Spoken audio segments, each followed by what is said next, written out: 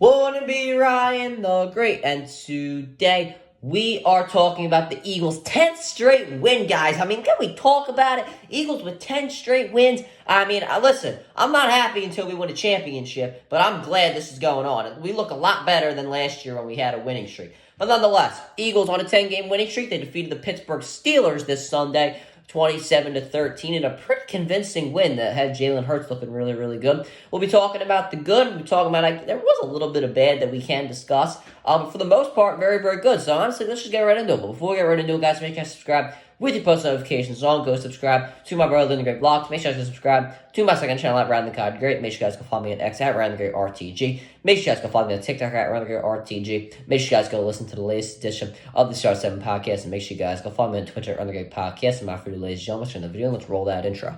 Hey, come on, starting. Stop! Stop! Stop! Stop! Red flag! First pitch! Bring him in! Yeah! Oh, damn.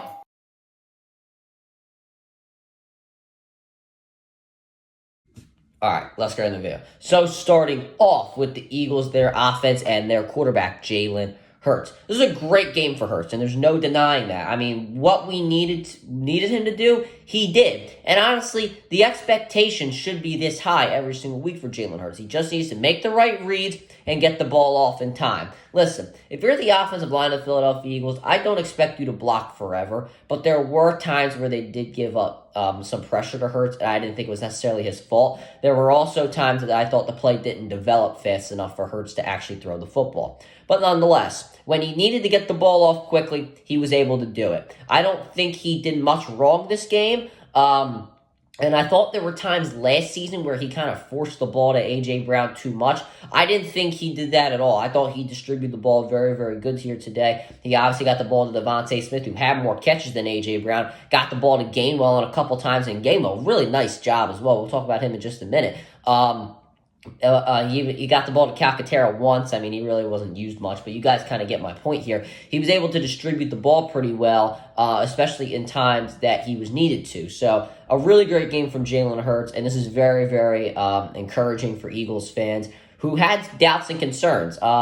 My doubts and concerns kind of lied where, he wasn't getting the ball off quick enough, and obviously that concern is still there because we've seen this before where he looks really, really good, and then he'll just kind of decrease over weeks' time. Hopefully that doesn't happen here, but, I think he's played decent over the past couple of weeks. I think last week was probably one of the worst because, obviously he was looking at guys, but, he's done his job. Over the course of the season, he's driven the Eagles down the field when needed to and gotten scores. He's been that type of game manager at times, but he really took control of the game here today, and you got to give him his credit.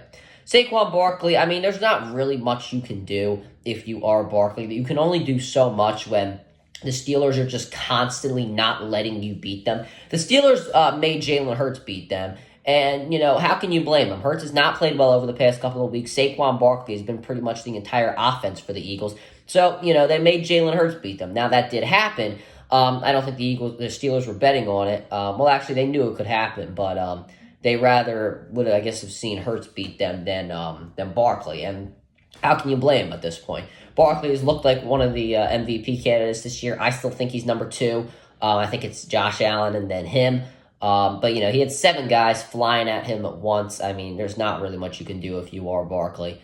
I would have liked it if Hurts was under center more, but it looked like he was good passing in the shotgun today. So, you don't, if it's not broken, don't fix it. So, Barkley didn't really have much of a chance.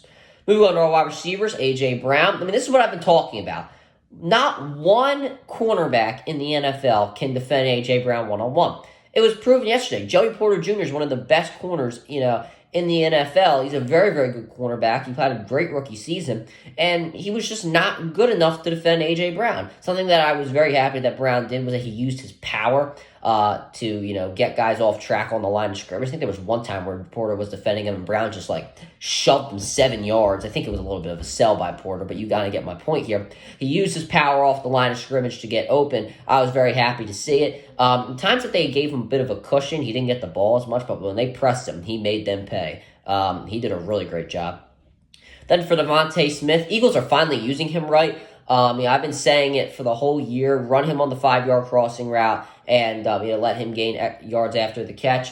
He was able to do it earlier in the season, in like the very, very early season. But the Eagles, he was obviously hurt, and the Eagles just weren't using him right.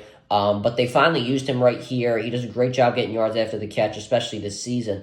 And that's really what got to use him for. We don't need him. It doesn't seem like we need him to run these explosive plays for, if he breaks 15 yards into his route. We just don't need that out of him this year, it seems like. And if this is how he's going to be the most effective and get 100-yard gains and a touchdown, then I'm all for it. Anyway, the field of receivers, Dotson and Wilson, nothing. I'm not really surprised at this point. I mean, then again, it really was the Brown and Smith show. But, I feel like they could have pulled down at least one catch. I mean, it seems like Johnny Wilson gets overthrown like every single week, which I don't know. I guess there's just no connection there. Anyway, our tight end, Calcaterra, I was a bit disappointed we didn't use him. Had one really nice catch over the middle to start the game. I believe it was the first play of the game. He really got up there to get it, but not really much. I think we used him on a RPO where he had about a 10 or about 12 yards, but it was called back because of a stupid penalty. I thought it was with Devontae Smith on pass interference, but I feel like we could have ran a couple more RPOs to get him involved.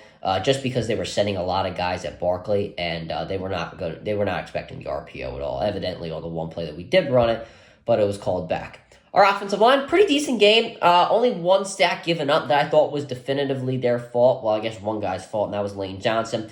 You're defending T.J. Watt the whole game. You're going to give up one sack. I mean, it's just you can't be perfect the entire game. That's just how football works. But nonetheless, he had a very good game. The one sack given up is what it is. Hurts almost lost the ball there, which I was actually pretty scared on. But when Watt first got him, I thought that, oh my God, he fumbled. But thank God he was able to hold on. The other two sacks, I thought Hurts held on to the ball a little bit too long. He also did scramble. He tried to run at the A-gap, and obviously he got tackled there. I thought the A-gap was going to work this week, but I was wrong on that one. First time in forever, am I right? But, pretty decent game for the offensive line. I can't really criticize much. Then for our defensive line, you got to give credit to Jalen Carter and Jordan Davis. They filled up the gaps beautifully. They let Dean help him out, let him get in the backfield to finish up the play. They made Harris hesitate a lot, and it forced him to slow himself down. Great day defending the run. Got to give credit to our defensive ends as well. We had a couple sacks there. Josh Sweat off the edge, Nolan Smith off the edge. Great game from Nolan Smith as well. Pass deflection, a couple quarterback hits, and a sack.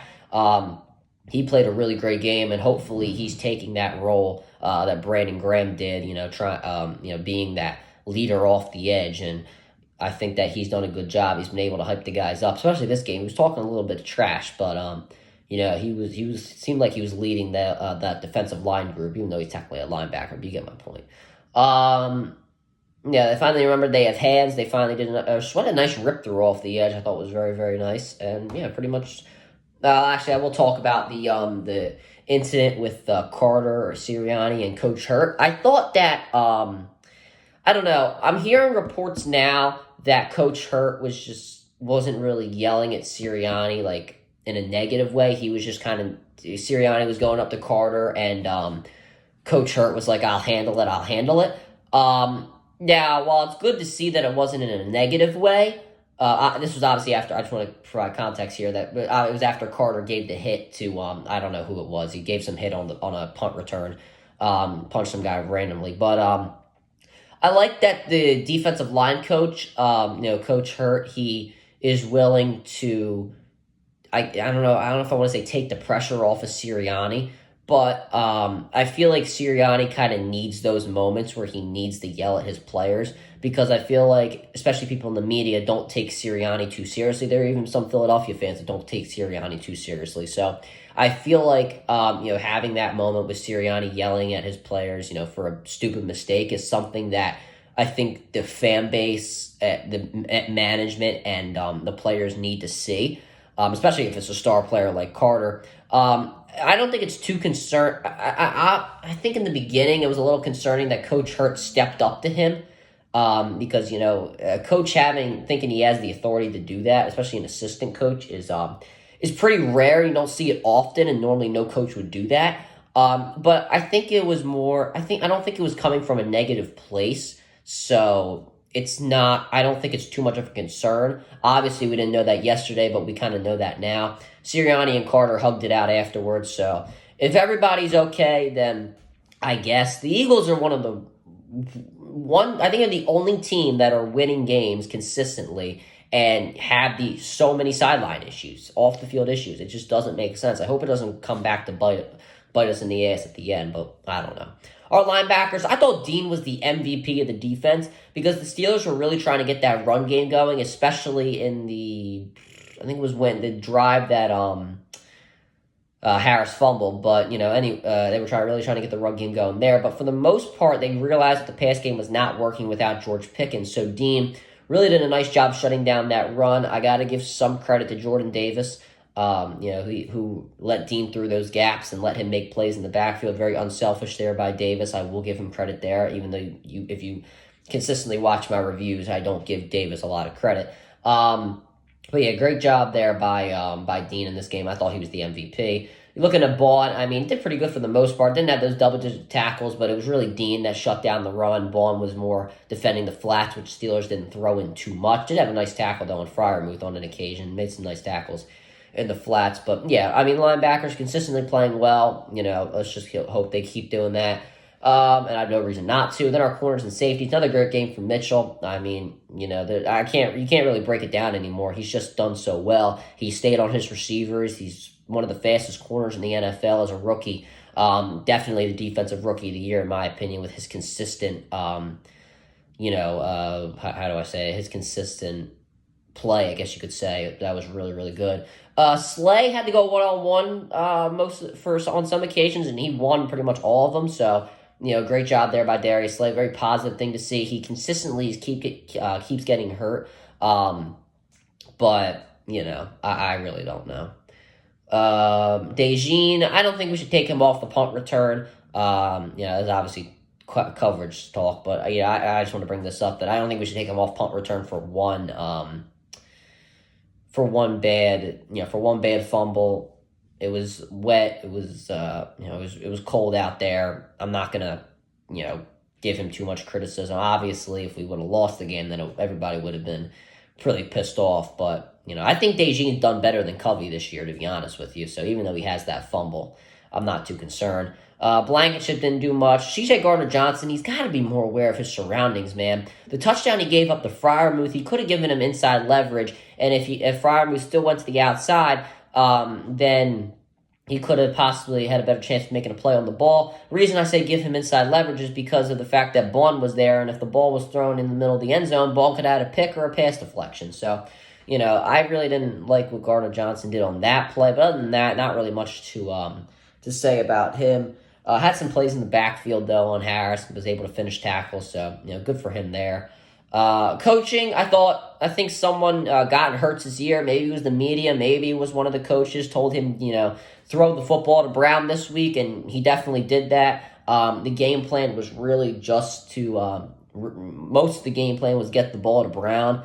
And it worked, so I'm not going to criticize it. I loved our defensive game plan. Because of no George Pickens, we forced our defense to the side with more personnel that Pittsburgh had and left guys on one-on-ones trying to force Russell Wilson to throw those balls into the one-on-ones with receivers that he really doesn't have that much of a connection with. He has the most connection with George Pickens, obviously. Doesn't have much of a connection with these other receivers. But, yeah. Very good game plan from Fangio there. I think the bottom line, very good offensive game from start to finish. The defense, they met all my expectations. And as long as, they probably kind of exceeded them, to be honest with you. And as long as we can just get rid of those turnovers, which I have no reason to think that they won't, then we'll be fine. We're one of the best teams in the NFL right now. We are looking absolutely incredible right now on a 10-game winning streak. And, I'm not going to be happy until we finish the job, and that's win a championship. But I can't really criticize this team. They got 3 games left. Hope we can get this bye. The Lions just lost, hoping they lose another game. Maybe it's to the Vikings. We'll have to see in a couple of weeks here. But this is a great football team right now. They could possibly be the best team in the NFC and maybe in the NFL. You can make an argument for that.